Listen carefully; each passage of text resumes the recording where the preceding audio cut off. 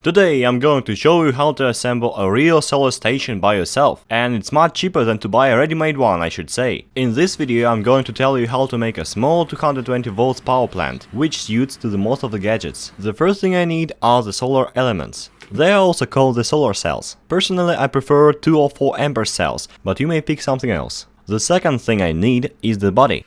It's usually made out of aluminum panels and glass, so the materials are in your local hardware store. The size of the body is determined by the size of the cells connected together. I'm going to use 60 solar elements, so 6 width and 10 height. You can measure up all the elements and find out the size of the glass you need. Then I cut the aluminum panels due to the size of the glass. It's going to be the framing for the solar panel. I cut it off at the angle of 19 degrees and then I glue it to the glass using some silicone adhesive. Next I make some angles to fasten the edges. Let's get to the soldering process. I find the copper Ethernet wire perfect as a solder. I think that soldering takes a big powerful soldering iron, because if it's less powerful than 40 volts, that won't be enough to solder the solar cells. I'm covering the places of soldering with the alcohol solution, rosin and tin. I remove the isolation and do the same to the wire. I slightly solder it in some places first, and then I can solder it thoroughly. That makes sure that the weld will be okay. This process takes accuracy and neatness. Keep in mind that the crystalline silicon solar cells are fragile.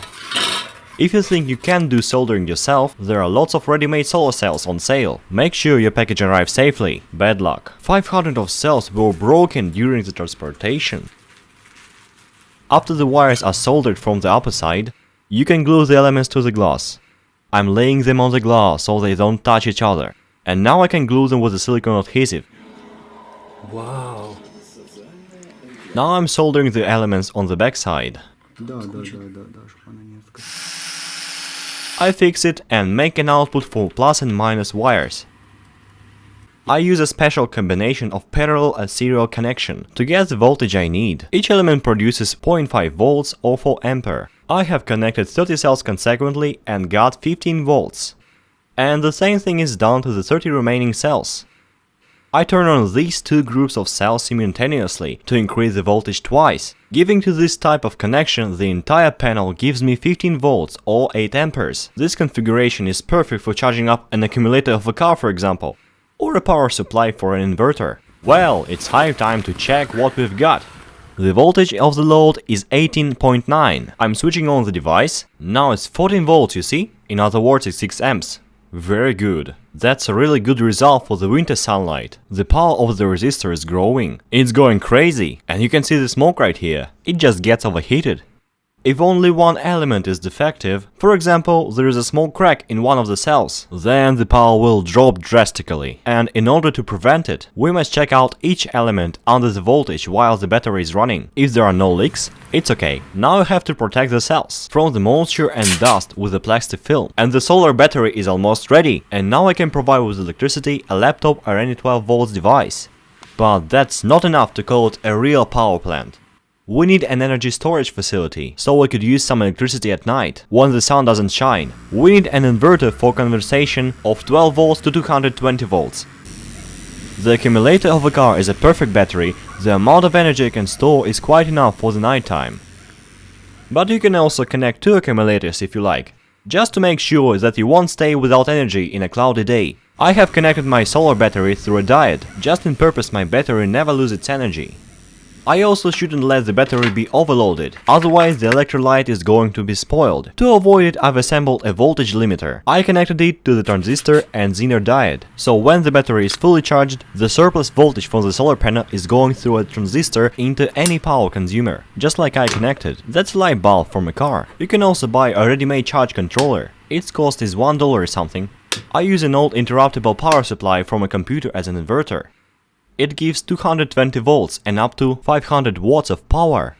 The best place for a solar panel is the roof, or any other place sun reaches, of course. The best is to turn it to the south and tilt it about 45 degrees. It depends on your latitude, and in winter you should increase the angle. Since the sun is low above the horizon and it doesn't let the snow cover the panel, if a shadow falls on one of the cells, it reduces the current of the entire battery more than twice. This testing process, you see, has shown that the decrease of an angle up to 45 degrees doesn't influence the voltage the elements accumulate.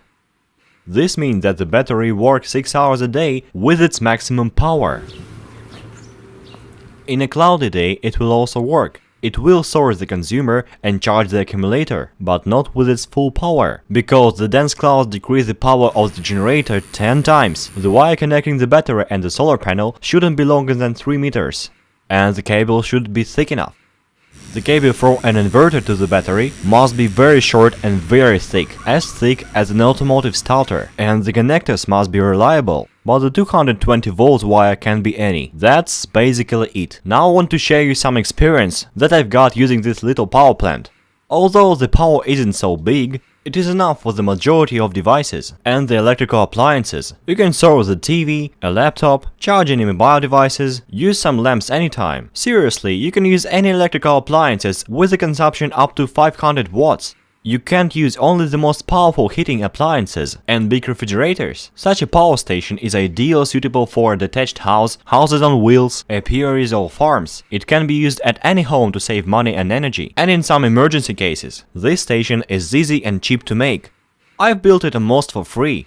I made it using some junk in my garage. There's just one thing. One of my subscribers has gifted me the solar elements I needed. However, it's also cheap, even if you start from the scratch. But I don't stop here. Now I'm assembling a real big solar power station using the new technology which can source one or even several houses.